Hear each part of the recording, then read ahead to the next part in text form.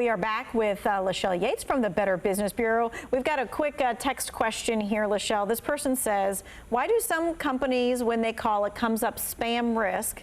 And why don't companies leave a message since they know so many scams are going on? Two excellent questions. So spam risk, that's a new way that your phone provider is trying to identify whether you've got a real caller or a scammer that's trying to scam you. So that's actually a nice feature. I will tell you that it's not always accurate. So I think that if the person goes ahead and leaves a message, I would go ahead and listen to the message. But second, if someone calls you and doesn't leave a message, for me, that tells me that it was a scammer that was trying to call, because I get a lot of phone calls from local area codes, which is a tactic that scammers are using to try to appear local to get you to answer the phone. And then when they don't leave a message, I'm like, well, that was obviously somebody that did not really need to reach me, because someone that does need to reach you is going to leave a message. Yeah, absolutely. Your doctor, when they're confirming their appointment with you, they leave a message for sure. Okay. All right. Let's talk about the side hustles when it comes to car wraps. Yeah, so this is a good one. It seems like it's easy money, but it can be very costly. And this vehicle wrap scam is actually a fake check scam. And let me explain. So you sign up for the gig, and then your new boss sends you a check that you're supposed to deposit that's going to cover the cost. And so you go ahead, you deposit the check, and then you pay the vendor through a wire transfer or a cash app, and you wait for the wrap to be installed. And this all sounds super easy, right? Well, here's the catch, because there's always a catch. Yes. The check is fake, and the vendor is the scammer. And here's how this works, because we have the misperception that just because a check goes into our bank account and the money appears, that the check is good. And that is simply not the case. It can take up to 2 weeks for a check to wind its way through the banking system and for it to be detected as fake. And when that happens, you're on the hook, not the bank and not the scammer, who is long gone. So you really have to be careful. But here's how you can protect yourself. One, if it sounds too good to be true, ask more questions.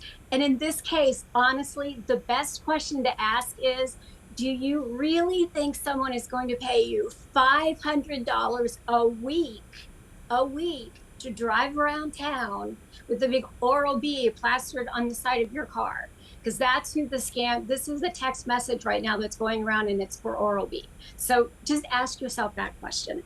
And then second, another great way to find out about these kinds of scams is go to bbb.org/scam tracker, and you can put in the keyword to see what the scams are. I put in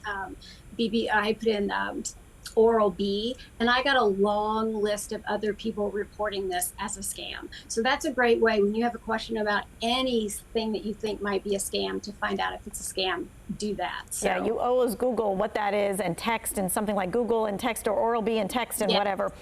All right, this person's asking, what about those mystery shopping jobs? Are they scams or are they real jobs?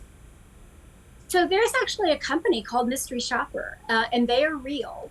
But there are a lot of jobs that are not real that do offer a position as a mystery shopper or a behind-the-scenes shopper. I'm trying to think of some of the other phrases that they use. Here's what you need to look out for.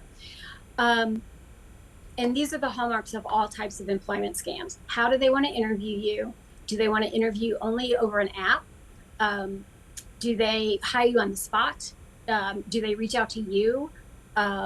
Those are some of the hallmarks. I always love when they want you to buy something to do your job. Well, and then they're going to pay you with a check, and that check is going to be fake. So if someone wants you to buy something and they give you a check, that is almost always a scam. If you want to go through that process, go ahead, but wait until the bank comes back to you. Wait the 2 weeks and make sure the money is in your account.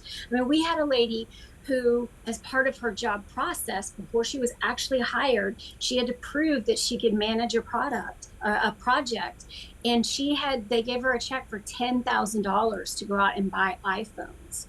She did that. and the check turned out to be fake, and she lost $10,000. That is awful to hear. The other thing is, if it was a real mystery shopper job, because there is a company that's for mystery shoppers, go to the company's website and see if the job is listed there.